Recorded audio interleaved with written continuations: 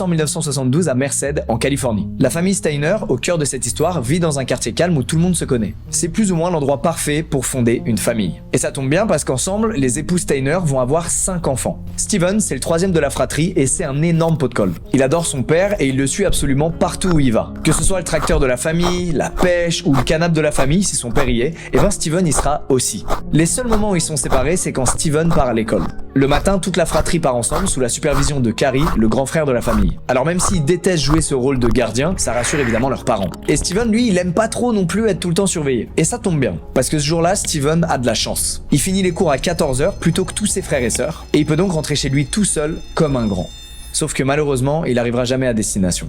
Sur le chemin du retour, Steven croise la route d'un homme d'une trentaine d'années qui distribue des tracts religieux aux gamins du quartier. Et quand il voit Steven, il se contente pas de lui donner un tract, il lui demande si sa mère serait prête à faire une donation à l'église. Alors Steven, qui se méfie de rien, répond que oui. Il sait que sa mère est religieuse et